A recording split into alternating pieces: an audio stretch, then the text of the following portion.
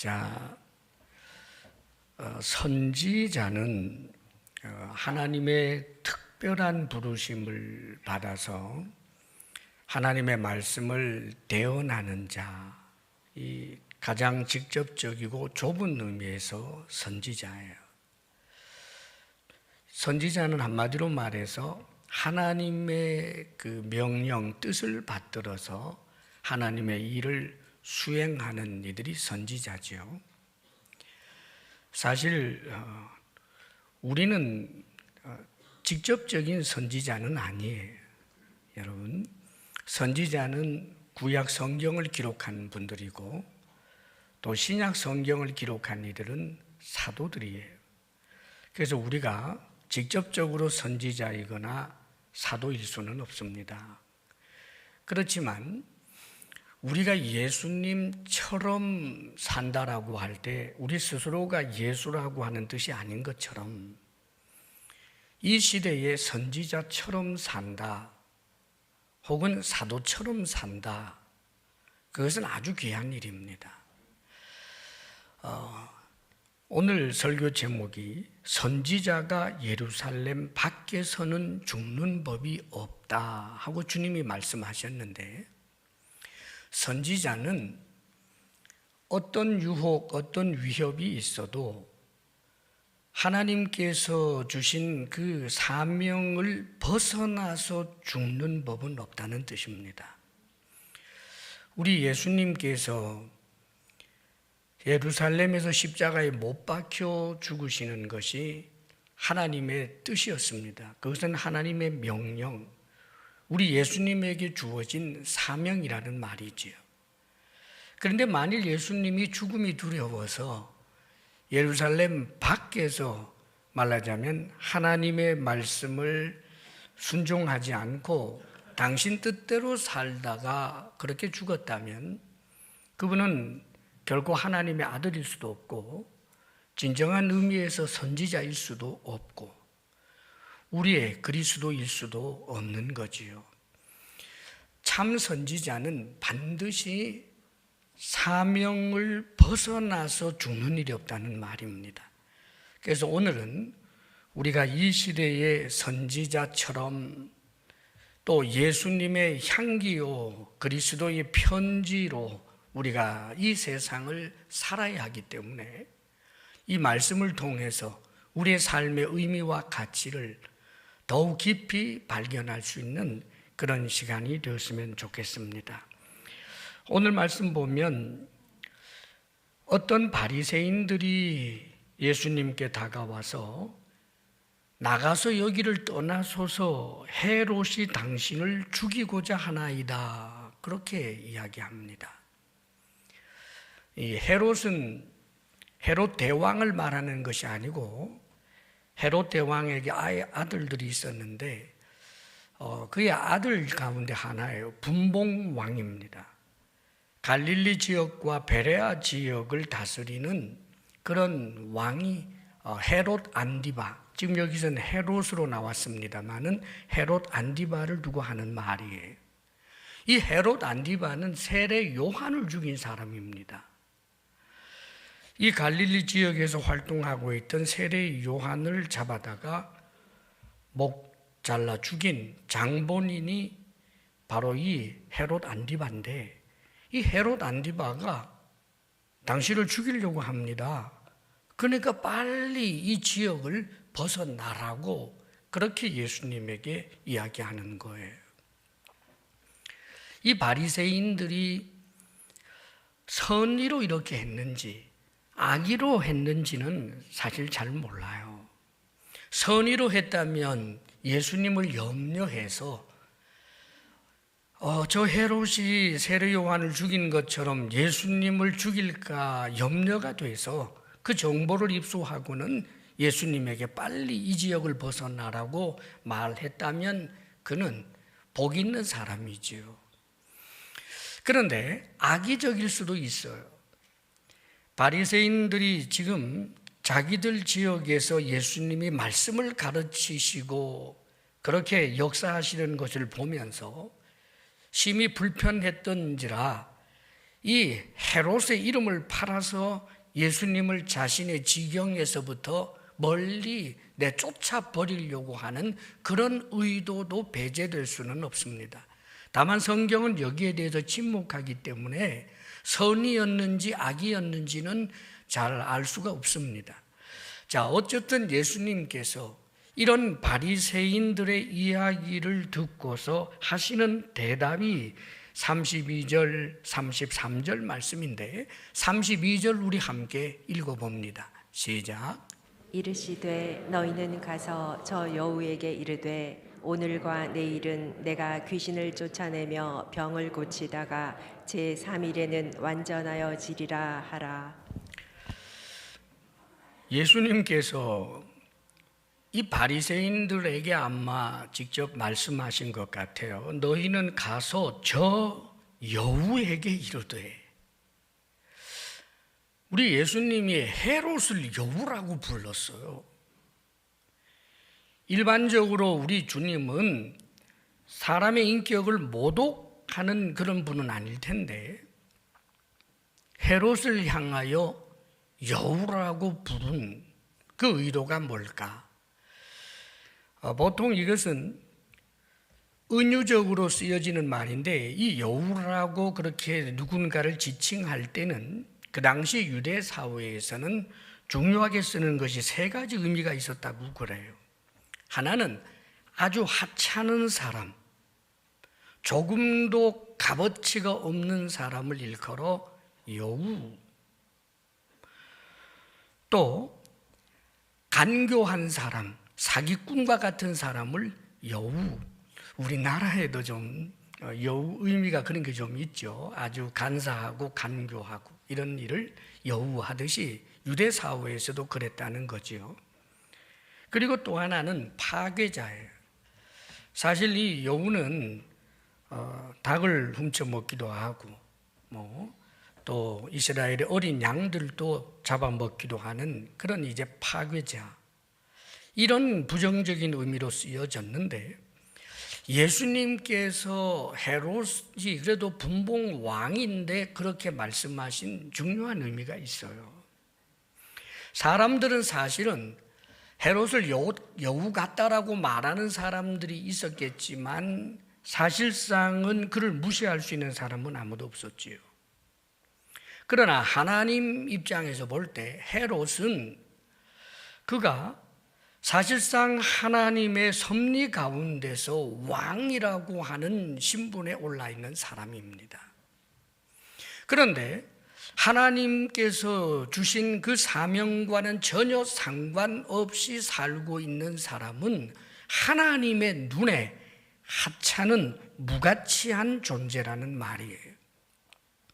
그가 왕이기 때문에 어디 가서도 대접을 받을 수 있는 묵직한 사람이었겠지만 하나님 앞에는 하찮은 사람, 그리고 여우 또 한 가지 그 간교하다라고 하는 것은 이 간교함은 거짓말과 통하는데 실제로 정치를 하는 당시 이 헤롯은 얼마나 거짓에 능한 사람인지 모릅니다. 오늘날도 잘못된 정치인들 중에는 자신들의 입장을 세우기 위하여 거짓말을 너무나 쉽게 하는 것을 우리가 보기도 합니다. 그런데 자신의 유익을 위해서 거짓말을 한다고 생각하지만 이 거짓의 원조가 있어요. 거짓의 압이 마귀입니다. 거짓의 사람이 되었다라고 하는 것은 마귀 편에 서는 자, 마귀를 돕는 자, 마귀 편에 서서 하나님의 일을 방해하는 자가 곧 여우예요. 그리고 파괴자라고 했는데 맞지요? 얼마나 많은 사람들을 힘들게 하고 고통을 안겨주느냐 말입니다. 사랑하는 여러분, 우리는 한 가지를 기억할 것이 있어요. 저 헤롯은 나하고 상관이 없다고 생각을 해서는 안 됩니다. 헤롯은 그 문의에 있어서는 유대 나라의 분봉 왕이에요. 또 그는 그 나름대로 정치적 철학을 가지고 잘한 일도 있고 못한 일도 있어서 심지어는 유대 사회에서도 헤롯 당이 있을 정도입니다. 즉 이 헤롯을 지지하는 사람들이 있을 정도였다는 말이에요. 그러나 하나님께서는 그가 너무나 무가치한 존재고 하나님을 대적하는 거짓의 아비 마귀에게 속한 자고 많은 사람들을 신음 속에 빠져들게 하는 아주 악한 존재라고 지금 규정하고 있는 것입니다. 문제는 이 헤롯이 그 형식에 있어서는 유대 사회에서 그는 유대인이 아니지만 유대 나라의 왕이고 아마 그의 아버지가 이 예루살렘 성전을 건축하기 시작해서 30년이 넘는 세월 동안 계속해서 성전이 지어져 가고 있었는데 그때에도 일부분 기여한 사람이기도 하고 아마 하나님 앞에 예루살렘에서 제사를 지낼 때 그도 가끔 참여하기도 한 정치적인 어떤 것이라 할지라도 참여까지 했던 그런 사람입니다. 그런데 사랑하는 여러분, 그를 우리 하나님께서는 일고의 가치도 없는 마귀의 주구로 이야기합니다. 왜 그럴까요?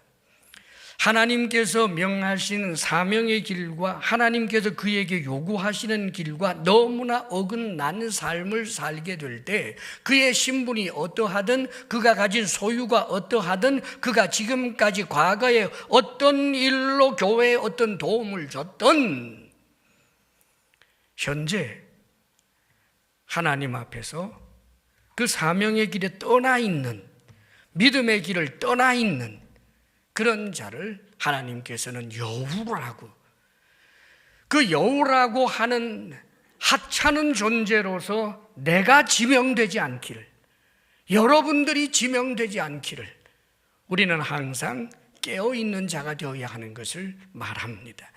유대 사회의 왕이면서도 하나님 앞에 하찮아져 버리는 것만큼 안타까운 일이 어디에 있겠습니까? 그러면서 예수님께서는 사명에 대하여 또 복음에 대하여 우리에게 중요한 것을 말씀해 주고 있어요. 저 여우에게 알게 하라는 거예요. 그래서 여우가 여우로서 끝나지 않기를 원하시는 거지요. 오늘과 내일은 내가 귀신을 쫓아내며 병을 고치다가 제3일에는 완전하여 지리라 하라. 오늘, 즉 현재를 말합니다. 내일, 미래를 말합니다. 오늘, 현재도 미래도 주님께서는 우리 주님은 귀신을 쫓아낸다. 오늘도 내일도 살아있는 동안 나는 귀신을 쫓아내고 그리고 병든 자를 고치는 일을 한다라고 말씀하십니다. 복음의 내용이에요. 사랑하는 여러분, 귀신을 쫓아낸다. 이것은 귀신 들린 사람을 쫓아내는 것을 통하여 예수님이 그리스도이시고 예수님이 하시는 그 복음의 내용이 무엇인지를 말씀해 줍니다. 우리 인간은 멀쩡해 보이지만 공중 권세 잡은 자 마귀의 종로로 타는 존재가 우리 인간들이에요. 아무리 똑똑해도 마귀에게 쏙습니다, 여러분. 아무리 의지 견고해도 마귀가 내 마음속에 있는 악하고 더러운 본성을 부추기면 우리는 마귀가 하자는 대로 그렇게 어깨춤을 춥니다, 여러분. 어느 인간도 이 마귀에게서부터 자유로울 수가 없어요. 그런데 예수 그리스도를 믿음으로 말미암아 이루어지는 하나님 나라에는 마귀가 있을 수가 없어요. 지금 예수님께서는 당신이 귀신을 쫓아내므로 인간으로 하여금 마귀의 종로로 타는 자를 풀어 놓아주시는 그 당신을 보여줌으로 당신이 그리스도라고 하는 사실과 예수님을 믿는 자가 궁극적으로 마귀의 그 포로된 상태에서 살지 않게 된다라고 하는 것을 가르쳐주고 있는 것입니다. 병자를 고친다고도 말씀하셨지요. 오늘도 그 일을 하고 죽을 때까지 그 일을 하신다? 무슨 의미입니까? 우리 인간이 다 병들고 죽어요. 이 병이 들었다라고 하는 것은 죽음의 그림자입니다. 우리 인간 비참의 가장 구체적인 상징이 병든다는 거예요, 여러분. 병들고 늙고 죽지 않습니까, 여러분? 죽으면서 끝나는 것이 아니라 영원한 지옥 심판 아래 떨어지게 되는 존재, 비참한 존재. 그런데 우리 주 예수 그리스도로 말미암아 이루어지게 되는 그 하나님 나라에는 병든 자가 있을 수 없어요. 죽는 자가 있을 수 없어요. 죽음의 그림자가 드리워질 수 없습니다. 우리 주 예수 그리스도의 영원한 생명에 참여하게 되기 때문이죠. 그렇기 때문에 주님께서는 귀신을 쫓아내는 것과 병든 자를 고치는 일을 통하여 당신이 그리스도라고 하는 사실을 말씀하고 있고, 당신을 믿는 자들이 귀신의 포로됨에서부터 벗어나고 늙고 병들고 죽고 영원한 지옥 형벌을 받을 수밖에 없는 인간의 비참에서부터 영원토록 벗어나게 되는 이 복음의 내용을 말씀해 주고 있는 것입니다. 그러면서 제3일에는 완전하여 지리라. 제3일, 사랑하는 여러분, 우리 주님이 죽는 바로 그 날을 의미하는 것입니다. 죽으시고 부활하시는 날, 죽으시고 부활하시고 난 다음에는 우리 주님에게는 오늘, 내일, 모레라고 하는 시간에 대한 계수가 필요 없어요. 우리 주님께서 죽으시고 3일 만에 부활하시고 난 다음에는 우리 주님은 다시 영원한 하나님의 아들로서 온전한 모습을 드러내게 되는 것입니다. 하나님의 보좌 우편에 앉으시는 영원하신 하나님의 아들, 하나님 성자 하나님, 그분은 시간을 초월해 계시는 분. 그렇기 때문에 그에게는 제3일, 즉 죽으시고 부활하시는 것 이외에는 다른 시간의 계수가 없습니다. 10년이면 늙고 20년이면 더 늙고 그런 것이 없습니다. 100년이면 지루하고 1000년이면 더 지루하고 그런 것도 없습니다. 죽으시고 부활하시고 그리고는 하나님의 보좌 우편에 앉으셨다가 언젠가 재림주로 오시게 되는 우리 주님, 주님께서 구속사역을 온전히 마치게 된 이후에 완전하여진 참된 하나님의 모습을 우리에게 보이게 될 것에 대하여 소망의 말씀을 주고 있는 것입니다. 나사렛 예수, 그분 당신에게 주시는 미래의 소망이기도 하고 예수 믿는 모든 사람들에게 역시 주어지는 소망이기도 한 것입니다.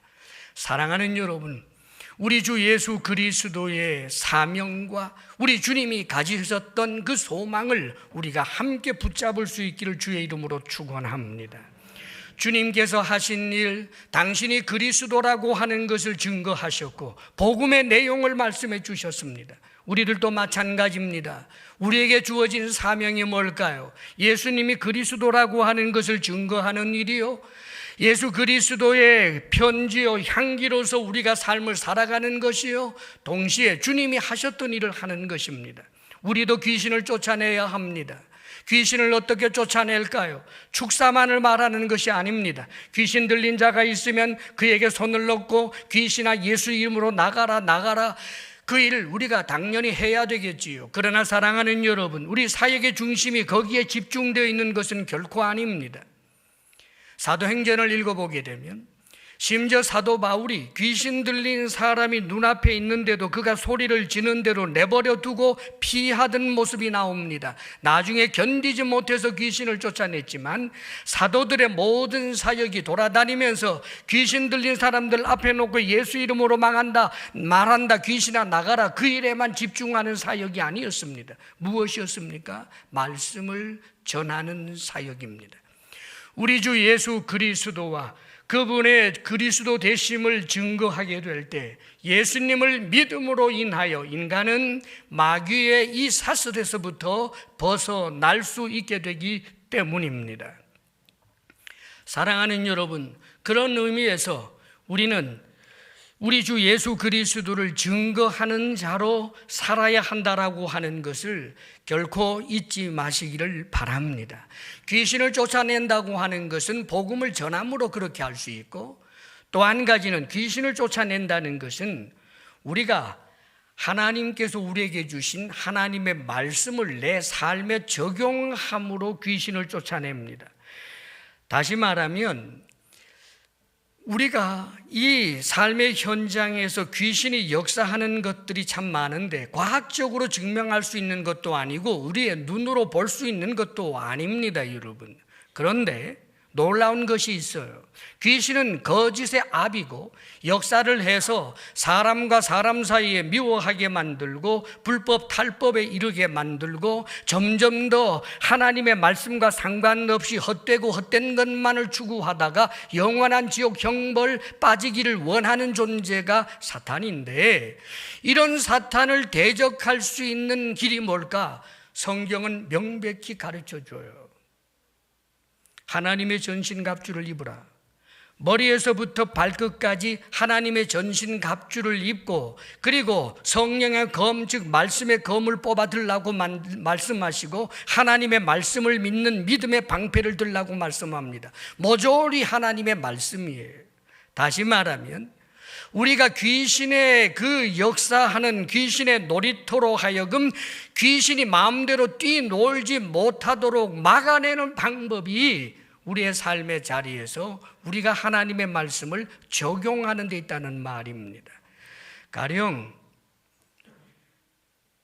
내가 누군가를 향하여 미움과 분노가 불일듯 일어납니다. 그가 나를 무시한 것 때문에, 그가 나에게 잘못한 것 때문에 10배로 100배로 보복하고 싶은 마음들이 마구마구 일어납니다. 그런데 성령께서 하나님의 말씀이 생각나게 하셨습니다. 그래서 그 말씀을 따라서 오른뺨을 때렸지만 왼뺨을 돌려대고, 하나님의 말씀을 따라서 겉옷을 달라고 하지만 오히려 속옷까지도 주고, 오리를 억지로 가자고 하지만 오히려 자발적으로 심리까지 가주는 하나님의 말씀을 적용하는 순간 우리를 부추겼던 마귀의 역사는 소멸될 수밖에 없는 것입니다.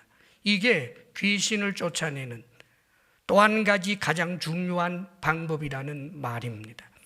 왠지 모르게 믿고 비교하고, 그래서 그 높아진 사람을 흠집내고 싶을 때 하나님의 말씀이 생각나서 남을 나보다 더 낮게 여기라, 그를 섬겨주고 그의 발을 씻어주는 것을 오히려 기쁘게 여기게 되는 그런 마음가짐으로 돌아서게 될 때, 사랑하는 여러분, 귀신은 더 이상 어떻게 흔들어 볼 수가 없게 되는 것입니다. 그런 의미에서 우리는 이 땅에서 귀신을 쫓아내는 사역을, 말씀을 통하여 예수 그리스도를 전하고 그 말씀을 우리의 삶에 적용하게 될 때 우리의 삶의 자리는 사명의 길을 따라 살아가는, 귀신을 쫓아내는 그런 놀라운 역사가 일어나는 현장이 되는 것입니다. 하나님의 말씀을 잘 적용하며 사시기를 바랍니다. 여러분, 우리가 병자를 고치는 일 해야지요. 아픈 사람이 있다면 주의 이름으로 간절히 기도하고, 혹은 여러분들이 셀 안에서 손을 얹고 기도하기도 하고, 또 중보기도팀에 요청하기도 하고 간절히 기도함이 마땅합니다. 하나님께서 역사하시면 병든 자를 고치시는 일들이 오늘날 또 일어나기 때문입니다. 사랑하는 여러분, 구체적으로 육신의 병든 자를 볼 때마다 우리가 기도하고 주의 이름으로 간절히 병 낫기를 위해서 기도해야 할 것입니다. 동시에 영적으로 병든 이들이 얼마나 많습니까, 여러분? 여전히 복음을 전함으로 그리하여 그들로 하여금 주님을 만나서 이제 비참의 자리에서부터 벗어나 영생의 자리에 이르게 되는, 이 몸은 늙고 병들고 언젠가는 죽어버리지만 그러나 주님께서 새롭게 입혀주실 그 영원한 생명의 몸을 소망으로 할 수 있도록 그리스도를 전할 뿐만 아니라 그들로 하여금 정신적으로 큰 고통에 빠져 있는 이들을 찾아 돌보고 위로하고 격려하고 하나님의 말씀을 나누어 주는 이 모든 일들이, 사랑하는 여러분, 병든 자를 고치는 사역이라는 것을 잊지 마시기를 바랍니다.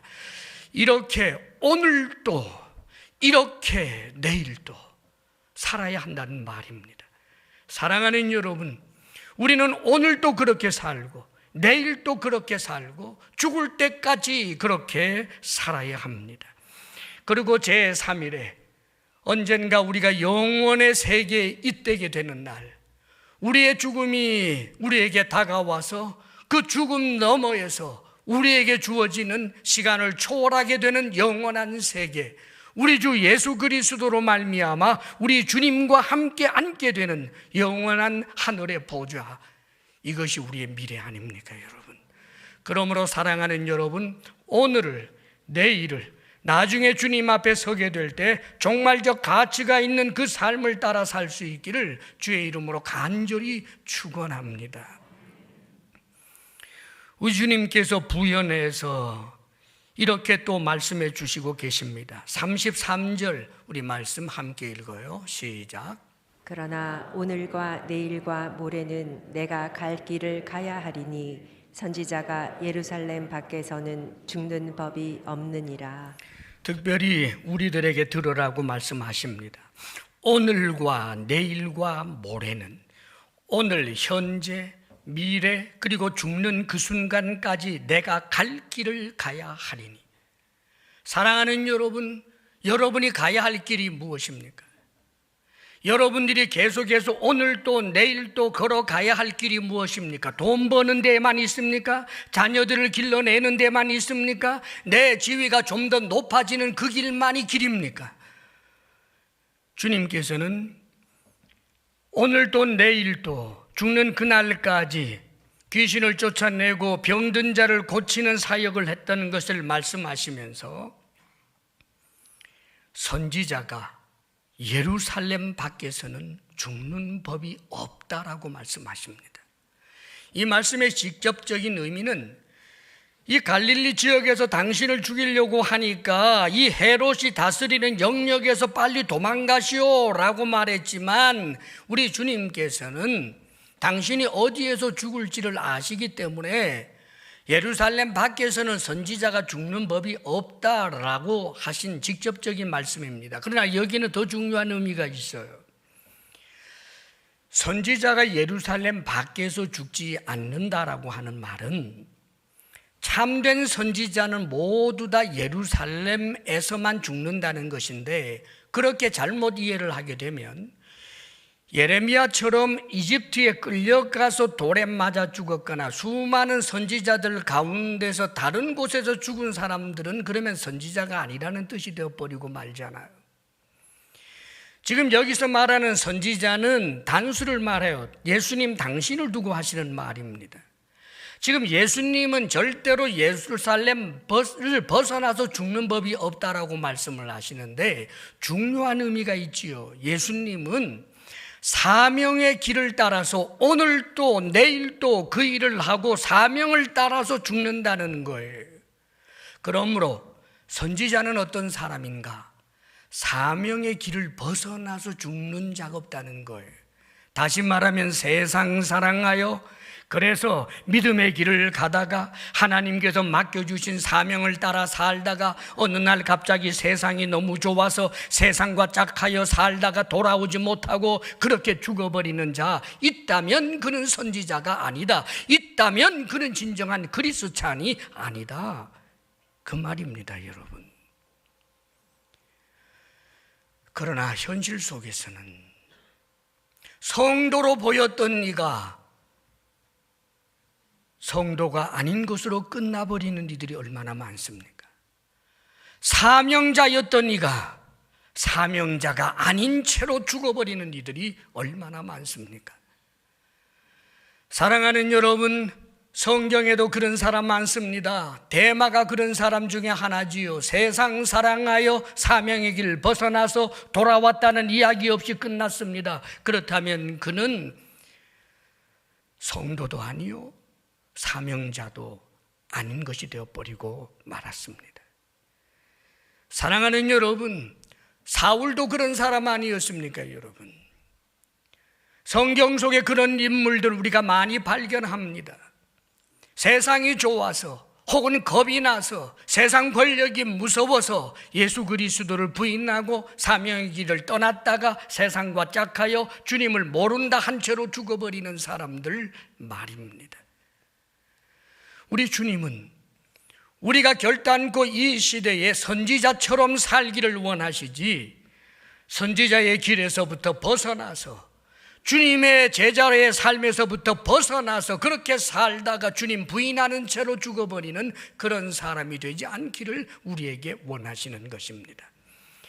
사랑하는 여러분, 우리가 사명의 길을 따라 살고 선지자처럼 산다라고 하는 것을 너무 거창하게 생각하지 마십시오. 우리 주 예수 그리스도를 믿으십니까? 그 믿음을 견고하게 붙드십시오. 우리 주 예수 그리스도를 통하여 우리에게 주시는 하나님의 말씀을 하나님의 말씀으로 믿습니까? 여러분의 삶에 적용코자 하는 그런 치열함이 우리 가운데 있으면 족한 것입니다. 그렇기 때문에 우리가 사명을 따라 산다라고 하는 삶의 장은 크게 보면 이런 것입니다. 하나는 직업 소명이에요. 직업 소명을 따라 살라 그 말입니다. 여러분들에게 주어진 사회적으로 하나님께서 허락하셔서 여러분들이 일하고 있는 일터 지위가 있을 것입니다. 그런데 그것을 하나님과 상관없는 것이라고 생각하지 마십시오. 그 직업을 여러분들이 바르게 하는 데 있어서 그것을 바르게 행하라고 하는 하나님의 말씀들이 있습니다. 여러분, 전날에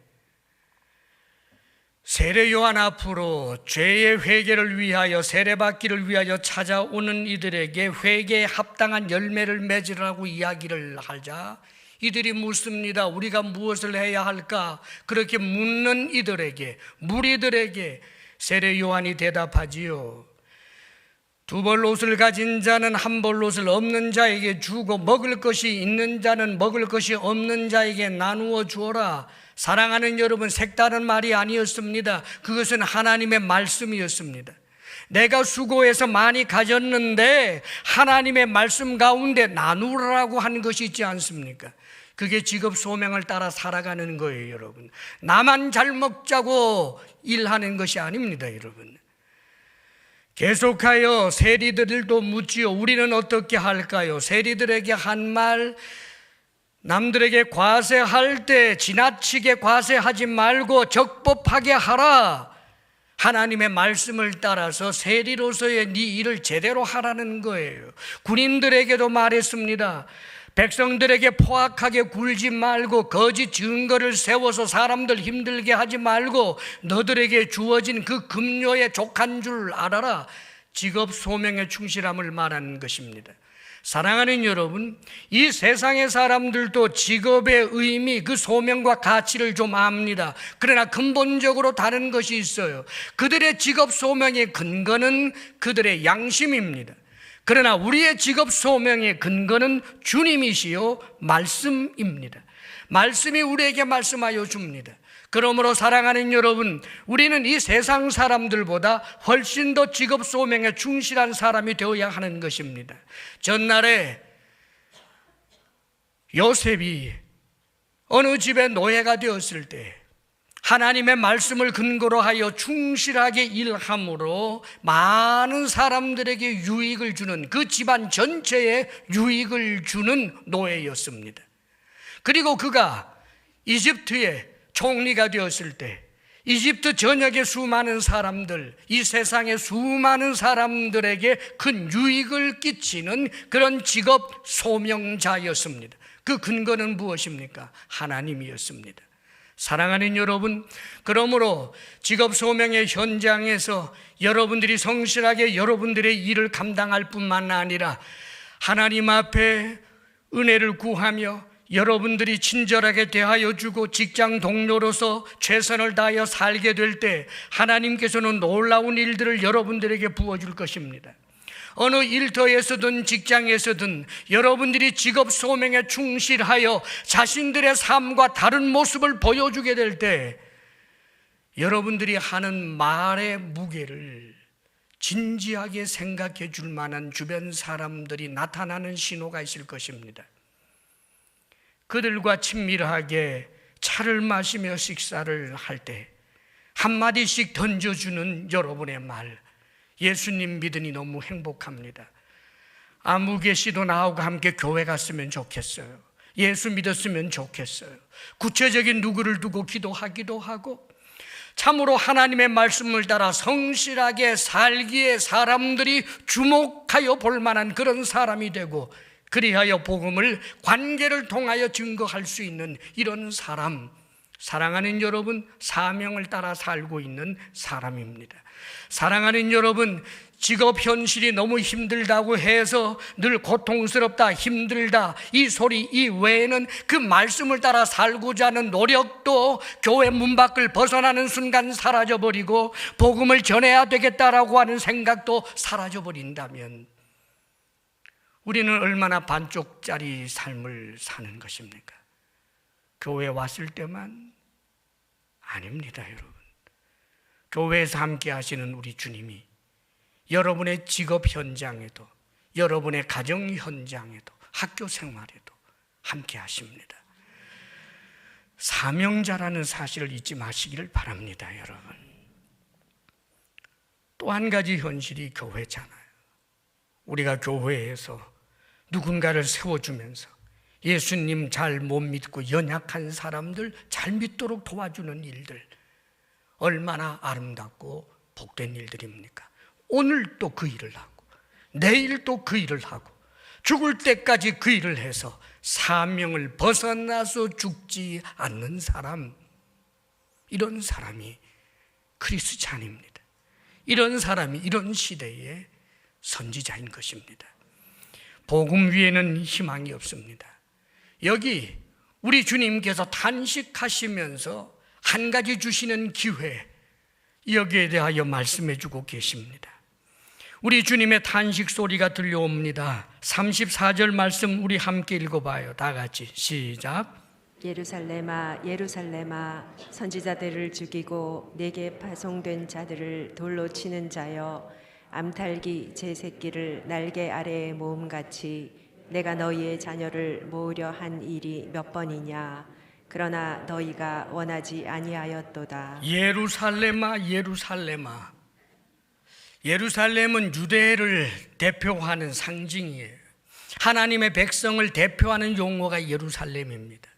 자, 예루살렘아 예루살렘아, 하나님의 백성이지요. 하나님이 사랑하는 선민이지요. 이 하나님의 백성들을 견고하게 세워서 구원을 받도록 하기 위하여 하나님께서는 선지자들을 보내시고 하나님의 말씀을 전하여 주는 수많은 주의 일꾼들을 보내어 주었는데, 죽이고 돌로 때리고, 나중에는 예수님이 직접 오셔서 먼저 이 이스라엘 백성들을 향하여 그들의 눈앞에서 표적을 행하고 그들의 귀에 생생히 들리도록 하나님의 말씀을 증거하면서 마치 암탉이 그 병아리를 품듯이 그렇게 유대 백성들을 품기 위해서 노력했지만, 그러나 너희들이 원하지 아니하였도다.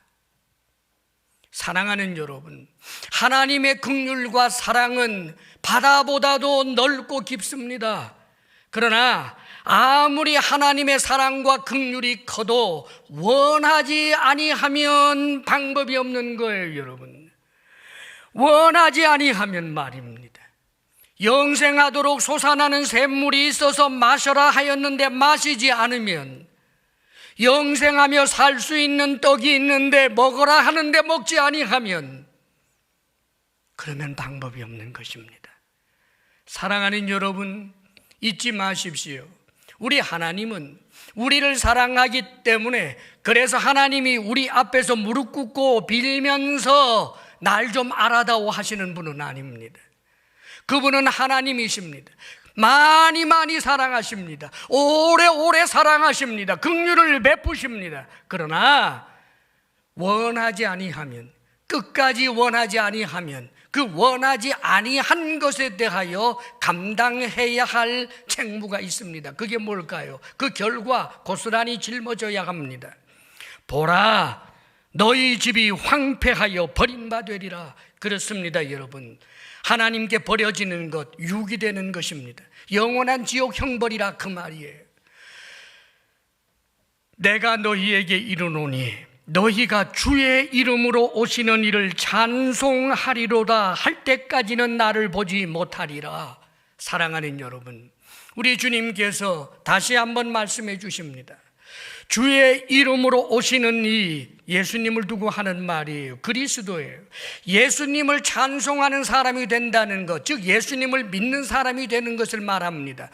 예수 그리스도를 믿는 사람, 예수 그리스도를 하나님으로 알고 그리스도로 알고 그분을 찬송하는 사람이 될 때에만 제3일 후에 일어나게 되는 그 영원한 세계에 동참하게 되어서 그들은 주님을 보게 될 것입니다. 사랑하는 여러분, 잊지 마십시오. 우리가 주의 이름으로 오시는 이, 우리 주 예수 그리스도를 나의 주님으로 온전히 믿고 그분을 찬송하는 믿음의 자리에서만 어떤 경우에도 이 믿음에서 벗어나지 않고 살아간 우리들이 언젠가는 보게 될 것입니다. 우리 주님이 완전하여진 그 모습 말입니다. 영원하신 하나님의 그 모습을, 우리를 사랑하시는 신랑 되시는 주님을 우리가 보게 될 것입니다. 다른 방법은 없습니다. 착한 행실의 결과가 아닙니다. 많이 연구한 결과가 아닙니다.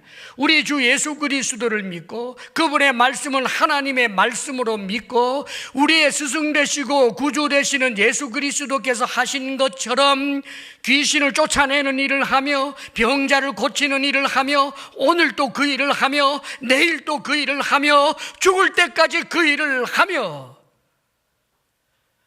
사도 바울처럼 내가 달려갈 길을 마치고 선한 싸움을 싸우고 믿음을 지켰으니 한 것처럼 그런 우리에게 신랑 되신 주님께서 면류관을 허락하여 주실 것입니다. 그러므로 주 예수 그리스도를 믿는 믿음을 견고하게 하시고 사명을 위하여 살아가는 하나님의 사람들, 이 시대의 선지자처럼 사시기를 축원합니다. 기도하겠습니다. 아버지 하나님, 티끌과 같고 만물의 찌꺼기와 같은 이들이 우리인데 하나님이 이 땅에 사람으로 오시고 우리의 죄를 씻어주기 위하여 하나님께서 주신 사명을 따라 모든 어려운 대가를 지불하며 살아오신 우리 주 예수 그리스도, 우리도 주님처럼 살기를 원합니다. 믿음 있는 자로 살기를 원합니다. 우리가 걸어가야 할 길이 영원과는 상관없는 허무한 것만이 우리의 길이 되지 않게 하여 주옵소서. 예수님 이름으로 기도하옵나이다. 아멘.